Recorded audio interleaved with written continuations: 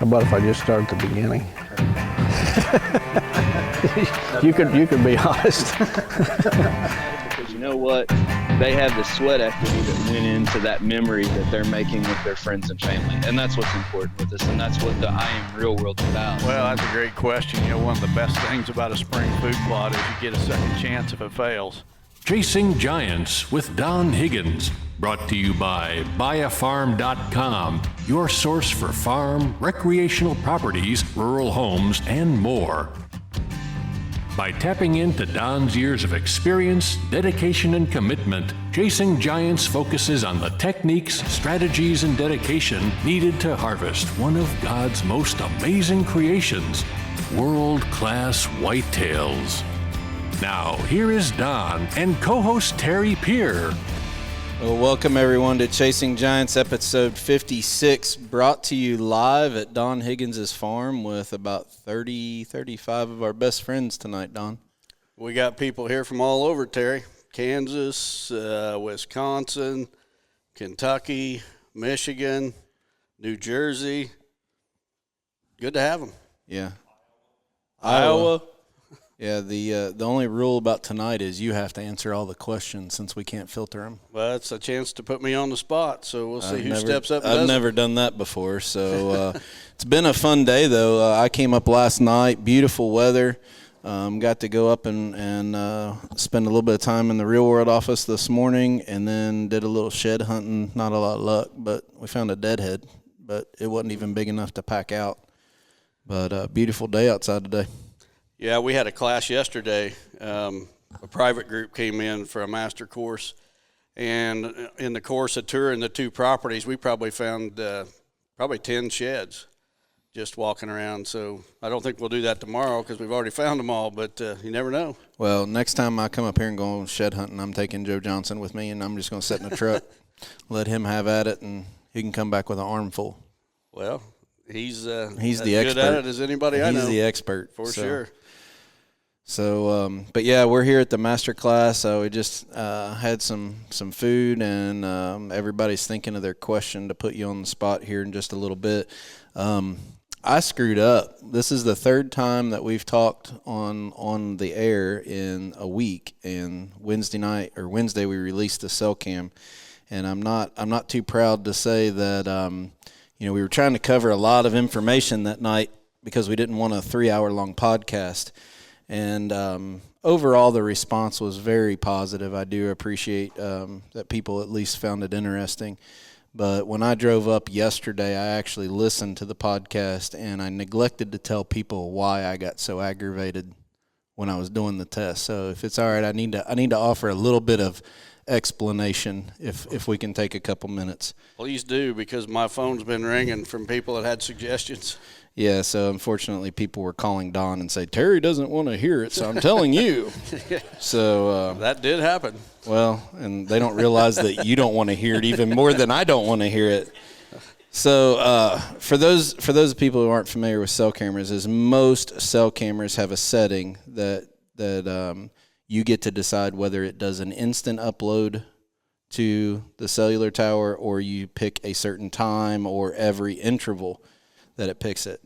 I promise everyone I'm not a big enough idiot that I don't know what that setting is on a camera, and I did not run these cameras through the hunting season this year on an instant setting. To be honest with you, I think the only reason you would have the instant setting is when you were testing them to make sure that they were sending a signal. So just so everybody understands, I didn't hunt with them this year. Now, occasionally I would change settings just to play around with them, but when I was using them to try to hunt this year, I was using them for an interval upload. So some cameras you say 3 times a day, once a day. Some cameras you say at a certain time. Some cameras that are garbage. They don't have that setting at all. But regardless, we ran them at that. So the original test in my backyard was supposed to be a 2-day test. So the first day was instant. The second day was the interval or the delayed or mass upload. The reason I got so upset that I failed to explain the other night was we did the instant upload because I didn't want to wait 24 hours to see if everything was working. What was happening, though, is while we were doing the grid in front of the cameras, 3 or 4 of the cameras weren't giving me the first picture. So remember how I explained how we walked left to right, 2 guys, 4 times. So there was 8 opportunities to take a picture at 5, 10, and 15 yards. 3 of the 6 cameras didn't even give me a picture till out to 20 yards. So that meant that they were missing 16 pictures. So I'm not saying that you should run your camera on instant. The reason I got so mad and I threw one across the backyard is it sat there and told me it's not an issue of your next camera or your next picture not being taken because it's connecting to the tower. It wasn't giving me the first picture. And I just kept thinking back of the deer that I didn't know was on that lease this year, and how many times we walked in front of that camera, sometimes 18 times before it gave me the first one. So it's not a matter of reaction time, okay? So that's why I alluded to it, and I didn't explain it very well. I got so mad and just said, I'm done with the whole test. So what I'm telling everybody is you're focusing on the wrong thing. What I'm telling you is you need to understand how these cell cameras work. And what I've learned is the firmware from each of those cameras are different. So when you say, when I'm in instant or when I'm in the delayed upload, is that when you put the setting every 6 hours, every 2 hours? Is that every 6 hours from what? When do you turn the camera on? When it gets a picture? Because what could happen is if you're having a 3-minute upload in a poor cell signal area and you have it on delayed, and then you have it set at 6 p.m. or every 6 hours to upload all the pictures, does that mean your camera's completely dead for an hour and a half while it's uploading all those pictures? I don't know. So that's why I say there is no way for me to do an apples and apples comparison because every camera works differently and the setting is different on when you can upload for the mass. So I just quit. I admit it. I'm tired. I'm cranky. But I did fail in explaining that to everybody. So the original test was for me to do the delayed download, like all of the internet experts have been very gracious to tell me how I did it wrong. But I just never got to that point because I was so disgusted at how many pictures that they missed before they sent me the first one. So, Well, hopefully now that you've explained it, my phone will stop ringing. well, I think we just say that you don't want to hear it either. I think you just did, so, Yeah, so the phone will stop anyway, ringing. people, again, I think the message here is cell cameras can be a great tool for people. But if you have them not on some type of stationary where the deer's in front of you for a period of time, you need to really understand that camera, how it works, line up the settings. It's like people go and they buy a cell camera, take it out of the box and go put it on a tree without testing it. Put it in your backyard, put the settings on there, walk in front of it, find where the sweet spot of that camera is, and then find your place in your area that's in that sweet spot. That's what I'm telling people to do. And if people think I'm that big of an idiot, that's fine. It's not the worst I've ever been called before. But I still am holding to the standpoint that 2 of them are flat out garbage, and we're going to blow one of them up. Saying that, I haven't told you this yet. I did get contacted this week that when we shoot the spy point with a mechanical broadhead, I got a $100 bid donation to Lester's Feet. Somebody wants it after it's shot. After it's shot with the broadhead stuck into it. So it's now up for auction. If somebody wants to beat a $100 bid, you need to send me a private message. Usually when Don and I sign something, it becomes less valuable. But we can do that if you want. And if you want a shot cell camera with a broadhead for your man cave, it takes you have to beat a $100 donation to Lester's Feet to help a family with sick kids and medical bills. Well, I'll tell you what, Terry, I'll make a $100 donation. I want a picture of you in your underwear and a love swing. That's really disturbing when you say it like that you want a picture of me in my underwear. Post it on social media. There you go. Why? I'm giving you $100. What more do you want? I'd rather not have $100. Well, We're in a room full of dudes, and you're talking about wanting a picture of me in my underwear. That's just weird. on social media. No, money's not worth that much to me right now. I guess everybody has their limit, huh? That's my limit.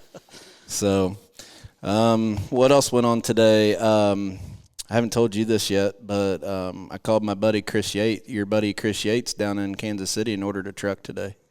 You too? No. Did you order? This morning. Okay. Well, we both ordered a truck from Chris Yates today. What color are you getting? Red. Cherry red? Are we twinsies? It sounds like it. Oh, boy. I need to call and change my color. No, we got a new sponsor for the podcast, Victory Chevrolet. And most of you guys that know me know that I've been driving Fords all my life, but I'll be having a new Chevy here real quick. Well, and I'll be honest with you, I made some assumptions just like about 1,800 people that listened to the podcast and sent me a private message about how I was an idiot and had settings wrong. I made an assumption when Chris told us about the deal about you trade the truck in every year for $5,000. I assumed that was you had to go in and pay cash for it. But that's not the case. You can finance it just like anything else. So even people that want to finance a truck, it's got to be a diesel. But he can actually go in and work out a deal with you when you finance it. You go back in for $5,000, get a new truck every year. So the thought when you told me the other day that we never have to worry about tires again on a truck, that's pretty awesome. For sure. So my deal was a little bit complicated because some of you all know I just bought a new Power Stroke in September. So that was a little bit of a different situation since I just basically drove one off the lot. But Chris was really good about working through numbers and got the deal down. So I ordered mine today. So. And didn't you say that you priced a Chevy when you bought that Ford last fall? And the deal we got today was significantly. Yeah, Chris is cheaper than because when we built the spec online, Chris is giving you a fantastic deal on that truck. No doubt about it. So yeah, so I got everything on the new Chevy that I have on the Ford except a sunroof, and I don't want a sunroof. So anyway, like I said, he told me on the phone that he's even doing deals and having trucks delivered up in New Jersey, New York, all the way up in New England. Yep. So he can sell them anywhere. So call Chris Yates at Victory Chevrolet. You got to be careful, by the way. The guys that are going out and just searching, there's like 26 Victory Chevrolets in the country. Really? Yeah, so be careful. Make sure you look for the one outside of St. Louis, Missouri. Send us a message. Or no, Kansas City. I about said that wrong. He's on the west side of the state. He's actually got 3 dealerships. Okay. He's got one in Kansas, 2 in Missouri. And if you need his contact info, just get a hold of Terry or I. And we'll put you in touch with him. But we'll have Steve put his link for the people that watch this on YouTube. We'll have Steve put the link to his website in the comments below. Mm-hmm. So yeah, we both ordered a truck today. So I had to spend a little bit of time on the phone with Mama, telling her I was trading in a brand new truck that she didn't want me to buy in the first place. I talked to mine after I already did it. So you're not married to an accountant. Worked out better. Yeah, try being married to an accountant. It's not that fun. So, what else we got? We want to leave a bunch of time for questions because we got a live studio audience at this point. What else we got to talk about? Well, an update on my Iowa venture. I did forget about that. So we left this off. This is your real world experience, just like all of us have. Yep. Where you had a targeted property and you went and walked it for the first time. We talked in 2 podcasts ago how even though you know that you don't get the whole scoop when you try to look at aerials, you had kind of a plan of how you were going to attack it and learn as much as you could from the people that was giving you the tour around the property. So what happened? Walk us through it. Well, this was set up by a mutual friend of me and the landowner. And, I'd made some contact with the landowner previously, and we set up an appointment to meet that morning. I think I'm going into this farmer's house and, get to meet him and his wife for maybe an hour, then I'll take off and walk their property. But it wasn't like that at all. I mean, these people rolled out the red carpet. First of all, the guy had to show me all his pictures. He was a hunter, doesn't hunt much anymore, but did in the past. Really interesting. We had some mutual friends that I didn't realize. I was sitting there in his house in the same chair that Gene Wenzel sat in his house. And, they rolled out the red carpet. I'm telling you, his wife fixed lunch for us.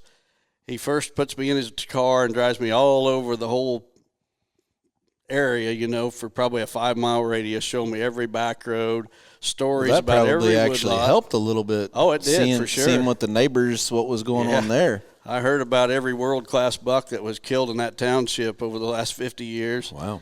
And then we come back and had lunch. He had one of his friends show up that had shot a buck that scored over 260 inches. So his friend shows up with this buck to show me. Did you say 260? I think it was 264 or something like that. And then when it come time to go walk his woods, he had a side-by-side. I didn't even have to walk. He drove me everywhere. And I was glad, too, because that was some pretty rough ground. It was pretty hilly. So they just, they couldn't have treated me any better, and I've got an open invitation to come back when I want. The best thing about this farm is right across the road from it sits about over a 2,000-acre sanctuary where these bucks are coming out to feed in this guy's crop field. So supposedly there's a giant on the farm. I don't know. We'll see this summer when I put trail cameras out. But so did you already, when he drove you around, were you already identifying some potential spots for stands and seeing where bedding was and find any sheds, any rubs? What else? We didn't find any sheds, but I had my Onyx app on my phone, and I was marking potential stand sites. I guess the biggest concern I had was that I only found 2 what I consider top-notch stand sites. One of them is going to require a south-southeast wind. The other one's going to take a west-northwest wind. So I've got some pretty good wind directions to hunt. But the thing of it is, I didn't realize it till the end of the day when it was time for me to leave. He had another farm behind his house, or more acreage behind his house, and I'm looking at it, and it's like, can I hunt there too? And he's like, yeah. He said he needed to talk to his son just to clear it. But on the farm that I looked at, he pretty much cleared, all the neighbors. He told them it's off limits this year while I'm there. I'm going to be the only bow hunter on that farm. Now, he does have a grandson that's going to hunt during gun season. And hopefully you're done by then. I'm hoping I'm done before November, but yeah. We'll see. So what about access? Does it look like you have fantastic. It's got a road on 2 sides, so I can come in from 2 sides, but there's some open ag fields, so I can circle around to wherever I need to.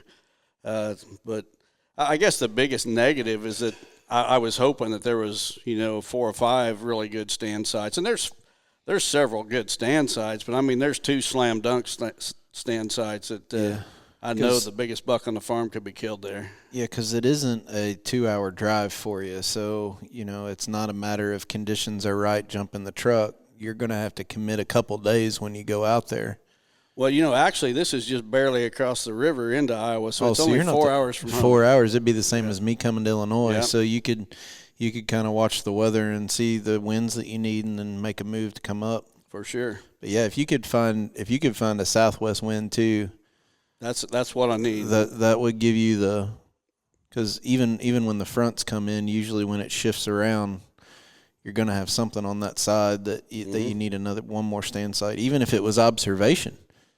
Well, you could sit back and watch a little bit from further away. I've been on Google Earth and I really looked over the spot behind his house, and there's a good southwest spot there. Is there? It's just this isn't even the other property though, so you still might have other. Yeah, opportunities there. So when will you go back? What's the next step? I'm going to try to go back Wednesday of this week and hang those 2 stands. Check out the other spot, and if it's good, I'll hang a stand there too. Cameras up yet? Or are you going to wait till? I'll wait till summer and to go in about the 1st of July and put cameras up. Well, if you put a cell camera, make sure you don't put it for instant upload. If I do, I'm not going to talk about it on this podcast. Yeah, I don't blame you there. Goodness gracious. Yeah. All right. Well, that sounds like a good time. So next week's master class, when we do another live podcast, you can kind of tell us a little bit about your trip out there. Hopefully, if you end up going out on Wednesday. For sure. So follow along on this story as we go through the year. 260? 260. 260. Actually, it's 264. Yep. Giant.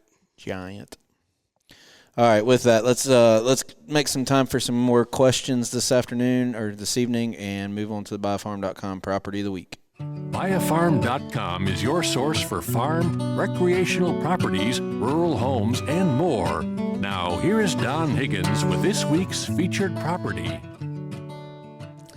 Okay, this week's featured property is 375 acres in Johnson County, Illinois. 266 acres of this farm is tillable. The remainder is in woods and brush. The majority of the cropland is very fertile bottomland. And the tillable acreage is actually available for the 2021 farming season, so someone could buy this farm and immediately start farming it.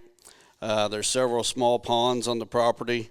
This thing just lays out great. I was looking at it on Google Earth today, taking notes for the podcast, and it lays out fantastic. There's two creeks that come together at the back of the property, and a lot of that tillable acreage could be signed up for CRP and to create a sanctuary there at the back of the property. Another thing about it that caught my eye is it's way down in the southern tip of Illinois, so it'd be a short drive for someone from the southern states looking for a farm in Illinois. If you're interested, you can contact agent Jamie Keller. Jamie's phone number is 618-713-7677, and she'd be glad to show you the property. You can also go on buyafarm.com website and check it out there. What county did you say that was in? Johnson County. Johnson County. Where is that? That's way down south by Vienna. Well, that's close to the promised land of Kentucky. Well, I don't know how promised it is, but it's close to Kentucky. All right, so go check out buyafarm.com or look at their social Facebook page. And we're going to move on to some questions. But I tell you what, I'm used to putting Don Higgins on the spot. And before we have our first question, I'm going to put your buddy Joe Johnson on the spot. And I want him to stand up and walk over to this microphone because I got a question for him that he gets to answer. He didn't know this was coming either. I bet it's got something to do with shed antlers. He's giving me the stink eye right now. He doesn't know it, but Deer and Deer Hunting contacted me today, and they wanted some pictures of Joe for an upcoming article I wrote. So Joe's going to see his picture in Deer and Deer Hunting real quick. All right, so Joe stepped up to the microphone. Here's my question for you, Joe. As I was walking around about 100-acre that seemed like it was all hillside today looking for a shed, any shed, even little ones, didn't find anything. I got to thinking that my wife's 11-month-old golden doodle, the first thing it does when I open up the room to my man cave is he runs down there and he grabs a shed antler out of the box and takes off sprinting upstairs and lays in the living room floor and gnaws on it for a little bit. So it got me to thinking, have you ever seen a coyote take a shed antler and carry it off and chew on it? Or since everything coyotes eat have bones in it anyway, they get enough bones? So I was just curious, have you ever seen in all of your shed hunting or hunting experience, do coyotes carry sheds off? Because I didn't find any today, and I need an excuse on why I didn't find any. Well, I've never experienced ever seeing that a coyote would take, and to refer back to that I have found and seen a lot of deadheads, rib cages that are pretty fresh. You come back in a week or so, the meat's all gone. They've took even off the skull plates. They've whittled it down, but they've never drug the head off. They never, and they could with a rib cage and a head. Right. But, I do know the dogs do love them. So I can't use that as an excuse on why I didn't find any sheds today. Well, not today. I just suck as a shed hunter. Well, it just made me think because the dog goes and grabs the shed every time he goes in there. So does coyotes haul them off? In my opinion, the shorter you are, the better you can find sheds. The closer you are to the ground, The lower to the ground. better angle. You're close close to Mother Nature. Well, I appreciate you playing along and letting me put you on the spot. That was. You know, I can add something to that. I think coyotes do chew on them to some degree, and here's why. Back when Smokey was alive on this farm, Smokey had just shed his rack as a 5.5-year-old, and I'd found one side of that rack, and I couldn't find the other side. And, I mean, it took me like 2 weeks to find it, and I didn't figure he lost it that far from where I found the first one. And, I mean, I combed this farm looking for it. And about 2 weeks after finding the first one, I come along, and it's laying in the wide open. And where it was laying You would have seen it. Exactly. I would have seen it. I was by there 5 to 10 times. And I think it was laying in the tall prairie grass, and I think a coyote or something drug it out to the edge where I found it. But I'd been by that spot so many times, there is no way I missed it. And I had pictures of the buck, so I knew he had shed both sides. So he wasn't carrying it a long time like some do where they carried on. Something drug it and just happened to lay it out there for me to find. So. All right. Well. Thanks, Joe. I appreciate it. All right, so we got our first live question. The only rule is you got to state at least your first name and where you're from. If you don't want to say your last name, that's okay. But that's all right. Jeff Gibson. I'm from Central Illinois. I have a farm that I own in Central Missouri, and I did this last weekend. But my question is, I've put up some snow fence that I learned from Don on one of his tricks on trying to redirect deer. But my question is, how long of a section will be useful versus inhibiting or creating the opposite effect, I guess, as to what you want to create your own funnel? So how long can you make the fence and direct the deer? And still be effective? A lot of it depends on how good and how tall that fence is. The longer it is, the more the deer is likely to try to, find a hole or a way over it or around it or through it or whatever.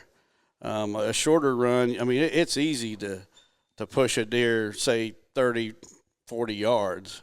I think you can do it up to 100 yards fairly easy. If you're going to go much further than that, you're going to have to build a really good and tall fence.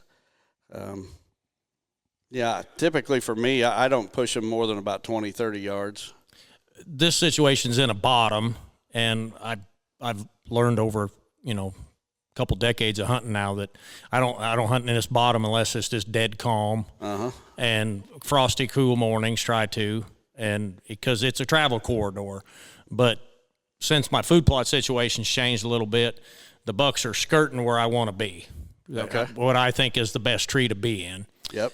And they're skirting the bottom third of a ridge. Okay. And they're coming out of a gut, or what I call a ravine gut, and they're turning and they're skirting that side of that ridge. So I started my fence 40 yards up the ridge, came down the ridge, which would be perpendicular to where they're walking, and then I flattened it in front of their face. So I'm trying to push them 40 yards or so in this situation to the south, which will make them then turn, and when they turn, they're going to be 30 yards broadside of my stand. Mm-hmm. So now the one detriment that I see to what I tried to do is at some point in time, they're going to be facing right at my tree. So that's the one thing I'm a little concerned about. But I am going to put a camera up here soon, move a camera in there to see if it's working here this summer. Don't put it on instant download. Well, I will. I did want to comment on that. I have a Wise Eye that I did purchase because of listening to the podcast from a long time when you first started the cell camera stuff. And I have mine on instant. Mm-hmm. When I had mine on the delayed parts, or would only come so often, it's an AT&T camera. I'm in a Verizon area. It'd go a week and I wouldn't get anything. And I knew there's this little patch has deer on it all the time. So I switched it to instant, and now I get the pictures are come pretty regular. For whatever reason, in this situation, it seems to work better for this camera in this spot. Now, take that with a grain of salt. Everything's That's different. where a company with great customer service is your best friend, not And a podcast host that gets mad enough he chucks one across the backyard. I would agree with you. I called the people that own Wise Eye and stuff, talked to the daughter, and they're very fine people. Megan got brought up again in the podcast. See, she always says she gets left out, so Megan got brought up. No, again. they're very But fine back people. back to your point about the fence. I think I don't think there's any more to answer, but it's a great point going back to Don's series a couple maybe a month or two ago about how to make a good stand great. And a lot of people go in and they think about where they want to hunt versus finding that right tree and then making the habitat change to get them to the right tree, whether that's cover, whether that's entrance and exit. And I think what you're trying to do right now is kind of like what he was talking about in that series is you found the right spot that you can get in and out and get concealment, have the right wind. Now you're just trying to do stuff to get the deer over within bow range of that tree. Right. Versus be in the wrong spot and get busted. I think that's an oversight that a lot of us do. We were walking the farm today, and I kept looking and like, oh, this would be a great stand. And then it's how do I get in here? Right. It's just it's impossible. And learning curve for me on my farm, the access that I used to use, I don't do it anymore. I had to walk through the center of my property basically to get there because these ridges are 150-foot ridges where I'm at, and you don't walk down the ridge. You'll fall down the ridge or slide down the ridge. So what I did was I took some time last year. It took me 2 hours to do this one day. I put a rope system up the ridge. I took lag eye bolts, and I put 150-foot of rope, 5/8 rope, and I strung it up the ridge, and I bolted it to every big tree in a line, and I put a couple T-posts where I needed to, and it's got knots in between. Sounds like I ride my e-bike around on my west side of my farm. I stay all the way off my food plots, and I come in the west side. So you just attach your tree saddle to the top and just slide on down? No, sir, I don't do that. In your underwear. I will guarantee you I'm a living testament. I don't want to fall out of a tree again. I had an accident in 15, and I fell 24 feet backwards out of a tree. And it wasn't my day. So you're lucky you're standing in front of that mic. I am mic very right lucky. now. I'm standing and walking and talking and still hunting. So, Yep. Appreciate your question. We got another one coming up. Thanks, Did Jeff. you have anything else on that one? No. Okay. Nope. All right. State your name, social security number. I'm just kidding. My name's Kevin. I'm from Michigan. My question for Don is, Don, I think when you shot Trump, was the same year you shot Smokey? Yep. And I remember hearing in the podcast that you sat in that stand for like 8 to 10 days without seeing a deer, if I'm not mistaken. Yep. And I wanted to see if you could elaborate on why you knew that was the spot to kill that deer. Like, what was the setup?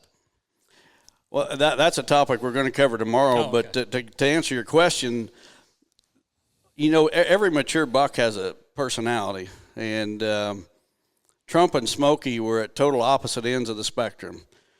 Trump was one of those bucks that really had no pattern. You never knew where he was going to show up next, and he had a big range. He was very nocturnal. He did a lot of his movements at night, and I had permission on 3 or 4 properties within his range. So that summer, right before I killed him, I'm thinking about these different properties I had permission to hunt, and what exactly my approach was going to be. And what I was thinking was that, if I hunted all these properties, I was always going to be a step behind the buck. I was going to hunt here, he was going to be over there. I'd go over there and hunt, and he'd be over there. And the more I thought about it, I thought, the way he moves, it's going to be hard for me to burn out a stand. If he's not around, how's he ever going to, smell my scent where I came in or whatever? So I thought, what I'm going to do is pick out the one property of the ones I had permission on that I thought I had the best chance. It was the best property in my mind. And I thought, I'm just going to camp here, and I'm going to hunt here at every opportunity, and sooner or later I'm going to catch him. Rather than being a step behind him, I'm going to be there waiting a step ahead of him when he finally shows up. And you're right, the first 9 hunts that I hunted for that buck, I did not see a single deer, not a single deer. I didn't even see a Tweety bird for 9 hunts. You talk about boring. But then on the 10th hunt, the first deer I seen was Trump. He came out of a standing cornfield and walked the edge of it right to me, and I shot him at about 10 or 12 yards. But, you know, if that was a different buck, one that was a homebody, I would have never taken that approach. But I just felt with him not being a homebody and being such a wanderer, I needed to park at one spot and just be patient and eventually catch him. And He covered so much room. he did. He covered a lot of ground. So there is a very small group of guys that are on a group chat that we have that year, and you guys have the same things as, what did you see tonight? Oh, I saw, 140 or whatever. And at one point, I've never told Don this, at one point I'd taken screenshots of all of the times, and not a squirrel, not a ninth or eighth hunt. And it was funny, the text messages that it was in. And I took screenshots of those, and I have them somewhere. I just haven't found them. And I wanted to make a picture, have a collage made of all of the updates where it said I didn't see a single deer, I didn't see a squirrel, and then the text message we got when he shot Trump, and have that in a picture for him. But I haven't done it yet. But it's kind of comical when you actually watch the series of text as he was hunting for that buck and didn't see anything. And you might appreciate it a little bit more after you take the walk tomorrow. It'll be We're not going to walk the property where I shot Trump, but we're going to drive by it, and we're going to stop along the road and get out, and I'm going to say, that's where I shot Trump. And you're all going to be looking at each other like, no way. And you'll get a first-hand look at exactly where this took place, and you'll wonder why I ever sat out there for 10 days. But I just knew it was the spot, and I needed to be patient. all right. Thanks for your question. Don, Terry, thank you. My name is Darren. I'm from just about 2.5 hours north. I'm going to piggyback off of that question. And, Don, you've said in the past that you set your stand up for the wind direction. You go in, you scout, you got pictures of the deer, but you say you want to be there when you've got to be there when that deer wants to be there. How do you know when that deer wants to be there? Trail camera history. We'll get into this tomorrow too, but same time, same place. I wrote an article in 2003 that appeared in Peterson's Bow Hunting. It was the first time that, to that point, I'd never heard anyone talk about this topic. But I'd picked up on a habit, and it's fairly common today. There's been a lot written about it, and it's fairly common among trophy hunters that a mature buck has a tendency to show up in the same place at the same time year after year. Wherever he's at, I mean, anybody listening, if you've got trail camera pictures from this past season of a buck you want to kill next season, take a very close look at the dates on those trail camera pictures, and next season that buck is going to be really close. Like within 48 hours, he's going to be in that very, very same area. So I use my trail cameras a lot different than most hunters. You know, most guys are going out there and checking their camera, and it's like, okay, I got a picture of my target buck. He's been in daylight twice in the last week. It's time to go after him. Well, no, you're a step behind him. I'm using the previous year's history. When that week rolls around, I'm not waiting to get his picture. I'm already sitting there waiting to get him. And I'm trying to stay a step ahead of the bucks instead of a step behind them. But that only works when we have discipline and we're not in there pressuring the property. And when you know how to set up your cell cam too, Terry. Hey, if you can't laugh, it's a rough project to do this. If you can't laugh at yourself, you didn't like my love swing comment, so I had to find another one. I just never thought I'd hear you say you want to see me in my underwear. I can't get over that. I don't. I want the whole world to see it. Al Foster just stepped up to the microphone. You're supposed to be this man's mentor. He is. You should have taught him better than asking for this kind of thing. I'm telling you what, folks, this guy that's stepping up to the mic right now, I met him when I was probably 18, 19 years old, and he was doing what I dreamed of doing. He was shooting big bucks consistently, and he literally saved me at least 10 years on the learning curve. So he is my mentor. Get closer to the mic. You've been bow hunting 40 years now, right? 43. This was my 43rd season. Okay, the first 10 years we'll cross out because that's learning curve. Yep. From 10 to 20, this is on ethics. What bothered you the most from years 10 to 20 about bow hunters at that time? Now, second part of the question, you go from the last 30 to 40 years, what bothers you the most now, crossbows aside? That is a great question. I want you to think a little bit. Wow. Wow. You might not have needed to put him on the spot on that. That could be a blog. Can I get back with you on that next episode? That would make a good blog. It would. That'd make a great article. But you got to answer it now. You can't cop out on it because I should have known coming from Al it wasn't going to be easy. Wow. Well, when I'd only been bow hunting 10 years, that period between 10 and 20 years, wow, I was a long ways from where I am today. I think my ethics at that time probably followed closer to the law. You know, if it was legal, it was okay. But then actually I started hanging around Al about that time too. So I remember our earliest conversations, and they always had some kind of ethical overtone. Whatever advice Al was giving me as a deer hunter, there was always some ethics tied into it somehow. And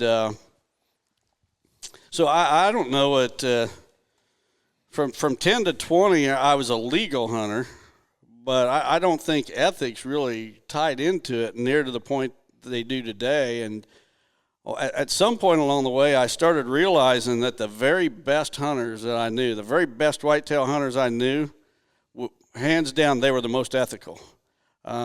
If it was a guy that would do anything legal to kill a deer, those were not the guys shooting the biggest bucks. The guys shooting the biggest bucks, the ones that I learned over time to look up to, those were the guys that were the most ethical. And a good example was Al himself. I remember when I first met Al, and again, I was just a kid, but maybe 20 years old at the most, and he refused to use deer scents, doe and heat scents. He just wouldn't use them, and his logic was that that's taking advantage, an unfair advantage of a buck's number one defense, his nose. And well, that really made me scratch my head way back then as a kid. I'm like, if I can buy a bottle of this stuff at Walmart and it'll help me draw in a buck, I'm for it. Let's buy 2 bottles. But it really, as time has gone by, so between 30 and 40 years today, what bothers me most, probably more than anything, is the lack of good role models in the hunting industry. When I was 20 years old, I had guys not only like Al that I knew personally, but there was guys like Roger Rothar, Gene and Barry Wenzel, that you could look up to, and I mean, as ethical as they come.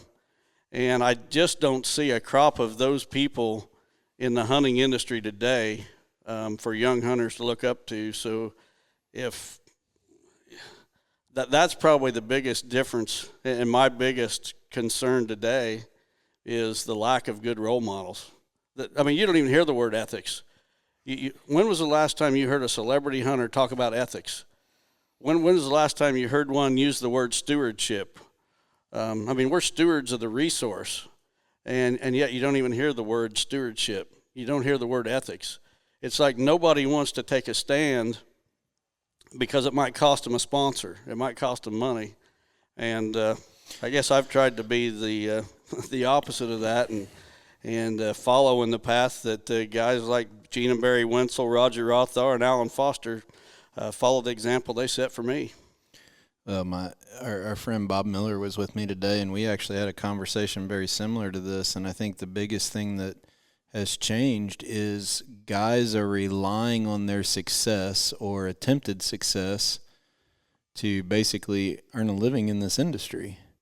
And when you get to the point that you're putting that much pressure on yourself that you perceive your success of what you kill every year, it causes you make some really bad decisions.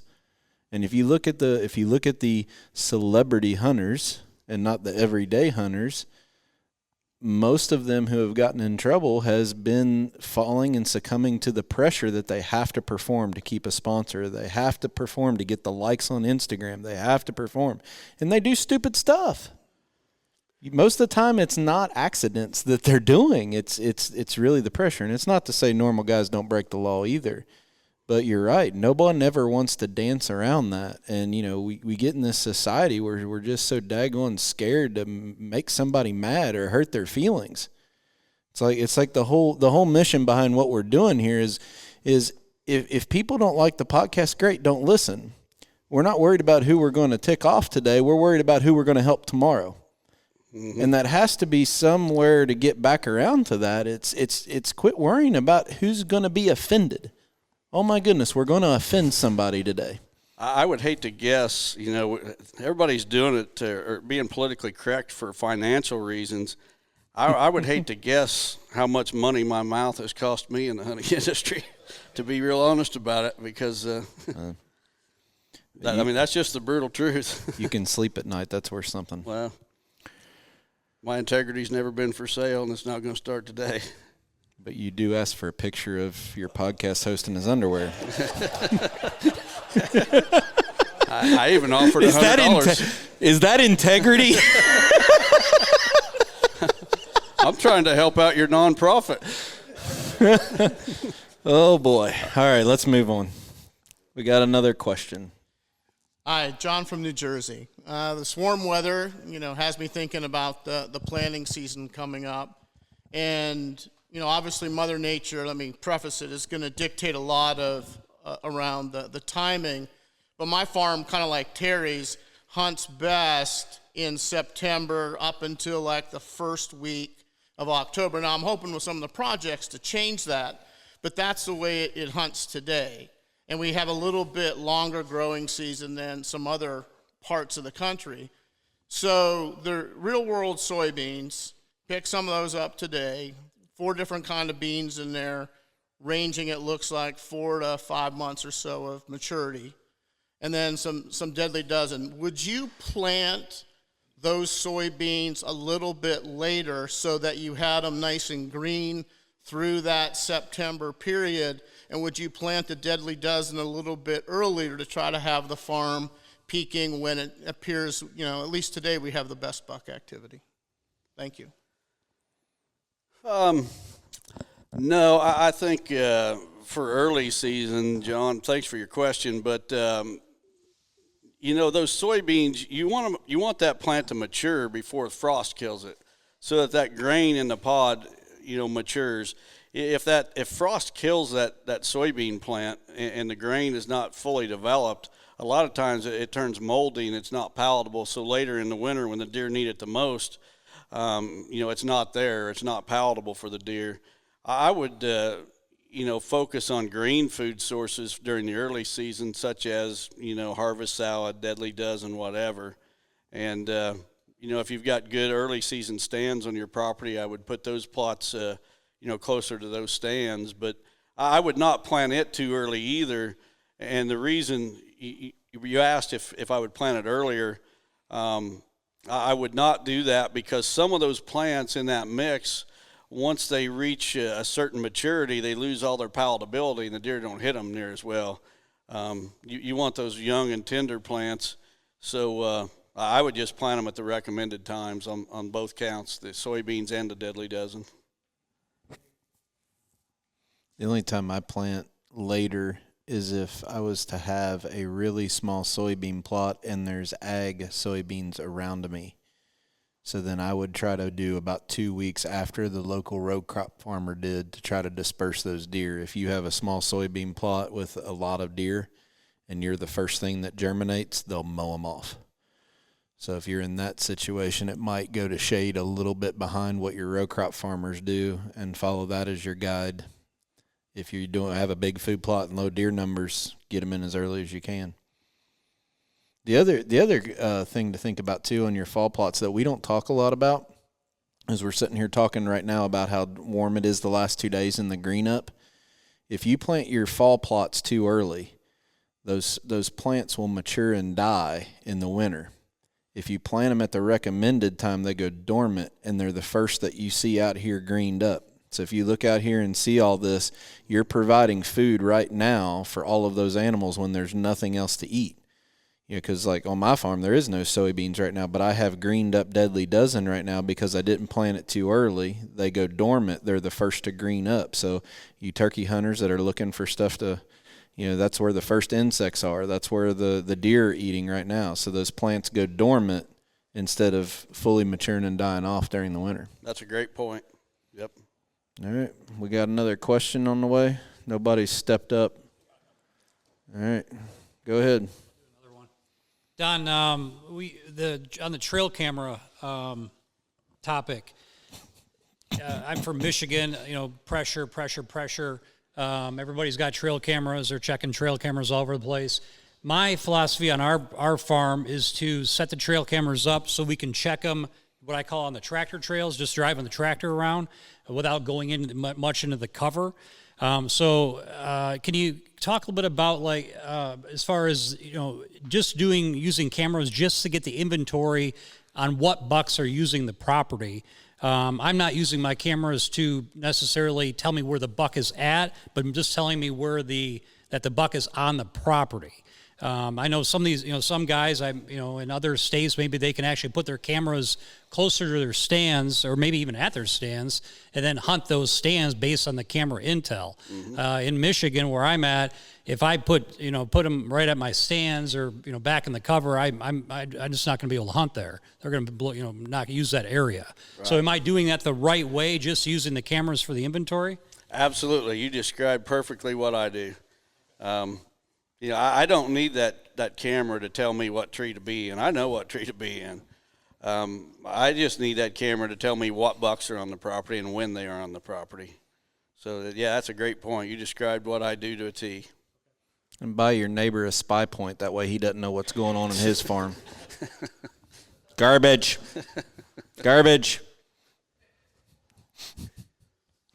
Hey, guys. Jeff Neal from Brownstown, Indiana. My question's about habitat. One of my farms has got about 15 acres of fescue grass right now, and I want to convert that to real-world switchgrass. I'd like to do that this spring. My concern is spraying that fescue with glyphosate and then planting the switchgrass. I've thought about planting it in beans for a year and then following up next in the fall with switchgrass. However, I don't want to delay that habitat for another year if I could avoid that. Somebody's mentioned atrazine potentially as a spray. I don't know how that works on fescue, but maybe you guys could give me some advice on how to handle that. Well, when it comes to planting the warm season native grasses, site prep is everything. Everything. And the idea of going in there this year and putting a soybean crop in first is absolutely what I would recommend. I mean, I was thinking that in my head before you ever came out of your mouth. That's what you need to do. Atrazine that you mentioned, it's a residual herbicide. It just prevents weeds. It doesn't, you could go out and spray it on top of weeds and it's not going to kill them. So I would go ahead and plant your soybeans this year. That'll give you at least 2 sprayings. You'll need to spray that fescue first. No-till drill your soybeans in. Don't work the ground. No-till them into that dead fescue. Some of that fescue is going to come back. It's got a really dense root system, and so some of it's going to come back. And then when you do your second spraying over the top of your soybeans, you'll knock it back again, and then the soybeans will canopy and further kill it. And then you can harvest the soybeans, come back in, and then either frost seed or no-till your switchgrass into that soybean stubble. And I know it sounds like you're giving up a year, but I promise you, in the long run, 3 years down the road, you're going to be much happier this way than if you try to rush it a year. And the timing in the spring to come back, if I wanted to drill that switchgrass, what's the timing on that? Into the soybean stubble? Yeah. Frost seeded. Yeah, you want to do it as early as possible. So you think frost seeding is a more effective way than to drill it in. You can even no-till drill it into frozen ground in the winter. If the ground is bare, and Bean froze stubble's solid. fantastic for that. Yep. So no-till drill right in the frozen ground. Exactly. That no-till drill, the coulters on it will cut right through that trash. Right. The soybean stubble one will put that seed right against the soil, and you'll be good to go. All right, thank you. If it was a product like Deadly Dozen, you could take a risk like that because your risk versus reward on a product priced at that is not that bad. Switchgrass is such a high investment that you amateurize over many, many years. And I think so many people try to – it's a patience thing, and it's like, okay, this is going to be this habitat for 20 years. I need to do it right. And if you rush into that, and what you're talking about with fescue, that's why it's so drought resistant. It's because of that root. It's hard to kill. So, and then yeah, I mean, it's you think it's one step back, but you're going to end up with better switchgrass in 5 years, no doubt. All right, we have another question.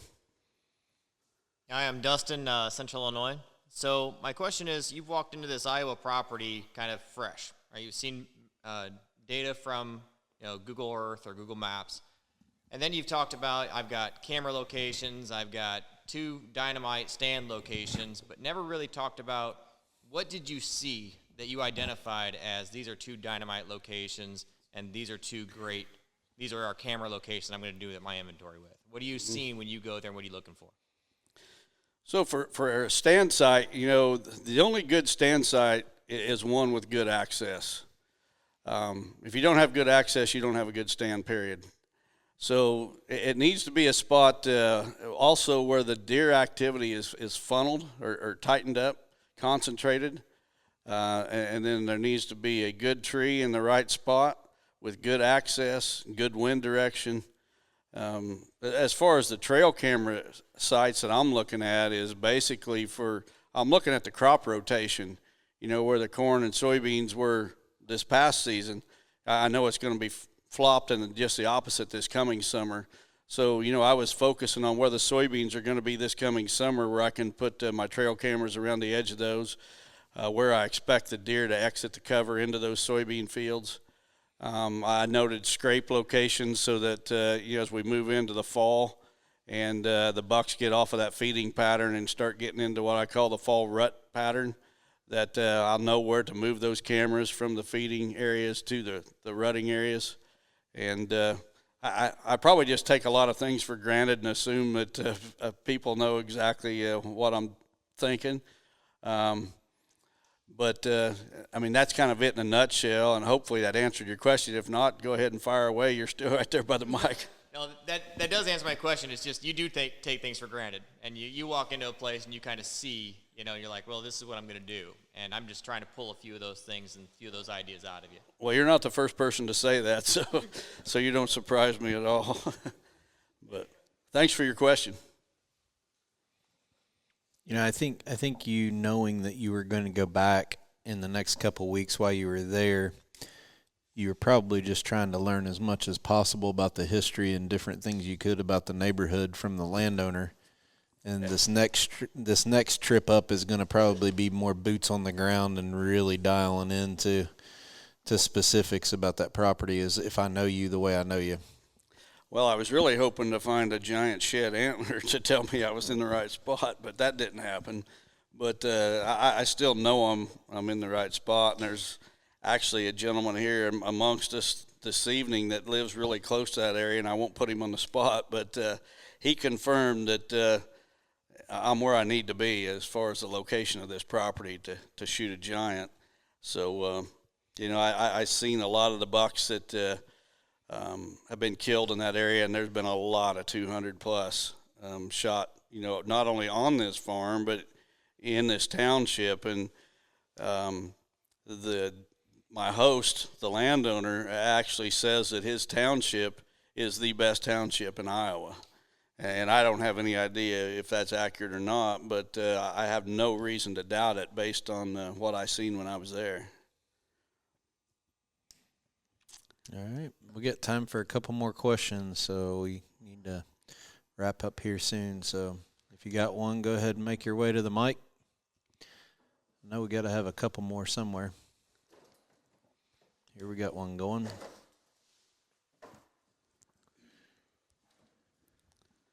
Hey guys, Tyler Neal from Brownstown, Indiana. Don, my question is about setting your hunting goals. As you can tell, I'm a younger man. How did you go about setting your goals for hunting whenever you were first starting out, and maybe like a 5, 10, 20, 30-year plan that you had set out for yourself? How did you go about crafting that? And then I'm sure that changed as you gained more knowledge and became a better hunter, but really, how did you start out in setting those goals, and then how did they progress through your career? Oh, that's a great question, Tyler. When I started deer hunting, we didn't have that many deer in this area, and any deer was really a trophy at that time. So at first, I just wanted to shoot a deer. And it just so happened that my first deer was a 9-point buck.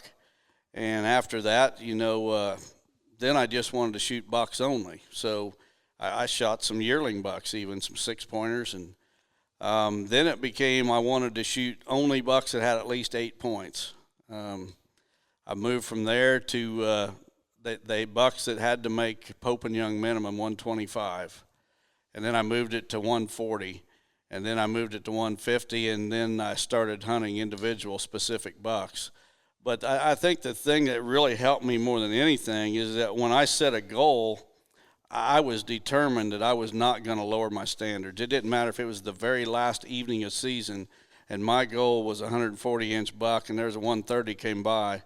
I wasn't shooting it because that 130 was next year's 140. So, I spit all that out in a couple minutes, but, we're talking 40 years to get to that point. So whenever, for example, when I got to the point where I wanted to shoot a 125-inch Pope and Young buck, I didn't just automatically start shooting them because that was my goal. There was a lot of years that I didn't tag a buck whatsoever, and I'm willing to bet there's, probably 30 really good deer hunters sitting in this room right now. And I'll bet you I've probably had as many seasons as anyone where I did not shoot a single buck. And I think it was my stubbornness, if you will, hard-headedness, that I was going to stick to my goal no matter what. And, I remember when I was your age, just the thought of passing up a 150-inch deer, well, that was just total craziness to me. And to think that one day that, 150-inch deer wouldn't even tempt me to grab my bow. It was just unheard of. A 216. Yeah. Well, and that just shows, I talk to a lot of young people. A lot of it's through You're emails. crazy. You're just flat out crazy. A lot of times my advice is you got to dream big because God's reality is so much bigger than we can even imagine. I never dreamed that I'd be doing what I'm doing today, and I wouldn't trade what I do for anything. But, to think that you're going to let Boone and Crockett bucks walk, that was just unfathomable when I was your age. And so I guess my advice to you is dream big, because if I can do it, you can do it. I'm just a simple country boy. God didn't make me any better, any smarter than you or anyone else. If I can do it, you can do it. You have to you have to surround yourself with people that's going to challenge you. If you're always the person that, it's like when he starts hanging in the way he talks about Alan, right? Mm-hmm. He was looking at him as a mentor and said, that's who I wanted to be. He was surrounding himself with somebody that's going to challenge him. At the same time, he realized I can't, and it's like me with Don. I know I'm not at that level. So it's a fine line about hanging out and surrounding yourself with people that challenge you, but understanding that it's still a process. Yep. And you can't flip a switch and Terry Peer be Don Higgins. You know what I mean? But at the same time, it's a sponge. You're learning, and then you're setting your own goals. It's your journey, not anybody else's. Yep. But if you don't challenge yourself and surround the people that's going to mentor you and try to guide you like that, then you're not going to get any better either. Thank you. Thank you. One more? Time for another one. All right, over on my farm in Missouri, I've got 6 years of continuous beans on one plot, and another one is 3 years. That's a newer plot. I sell crop insurance to farmers, and if you told them, you're putting 6 years continuous beans, they think you're nuts because of disease potentials. Okay.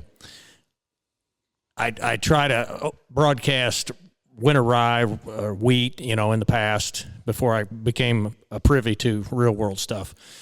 So my question is, I guess, is getting a good deadly dozen or putting deer salad in there in September, is that helping me to stave off or prevent disease in those beans if I want to keep having perpetual beans on these 2 plots?